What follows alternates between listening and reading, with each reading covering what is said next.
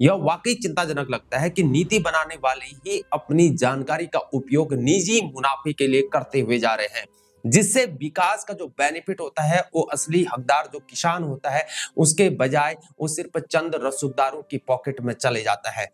अगर यहाँ पर ये आरोप सच भी हैं तो ये सिर्फ यहाँ पर भ्रष्टाचार नहीं बल्कि किसानों के भरोसे की यहाँ पर खुली लूट चल रही है।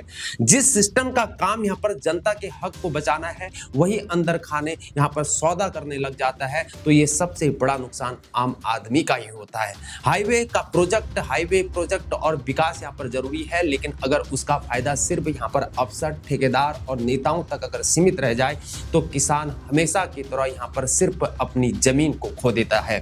अब यहाँ पर यह तय हो गया है कि आजकल कोई भी युवा और युवती सिर्फ सरकारी नौकरी के लिए इसलिए दिन रात मेहनत को नहीं कर रहा है, उसे बस देश और समाज की सेवा करनी है ऐसा कहा जाता है। लेकिन कौन सा संविधान उसे अपनी यहाँ पर तिजोरी भरनी होती है, सिर्फ और सिर्फ यहाँ पर यही मकसद होता है।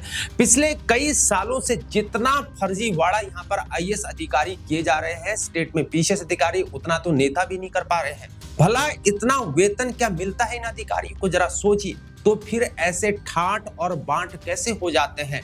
वैसे भी हम यहाँ पर मजबूर तो हैं ही, क्योंकि हमें यहाँ पर हिंदू मजबूत भी तो करना है, इतना तो हमें भ्रष्टाचार तो सहना ही पड़ेगा। यहाँ तो असल में विकास तो अफसरों का ही हो रहा है और हमारे देश के प्रधानमंत्री मोदी जी यहाँ पर जनता को पैसे और तेल बचाने के उपाय बताए जा रहे हैं।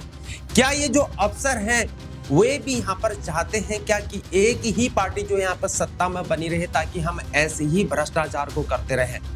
अब हमें यहाँ पर ये डाउट होने लग चुका है कि अधिकारियों को इन नेताओं के कोई ना कोई कमजोरी का पता है, यानी कि कमजोर कड़ी इनको इनके हाथ में मालूम है, तभी तो भ्रष्टाचार ये करते हुए जा रहे हैं और नेता कुछ कर भी नहीं पा रहे हैं। यहाँ पर लगता है हमको कि कॉम्प्रोमाइज कर चुके हैं नेता अधिकारी।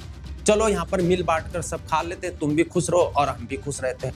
और जनता क्या, उसको तो बस कैसे भी यहाँ पर बरगलाया जा सकता है। हिंदू राष्ट्र का टास्क दिया जाएगा और सबसे बड़ा सनातनी हिंदू होने के लिए प्रतिस्पर्धा को बढ़ावा दिया जाएगा।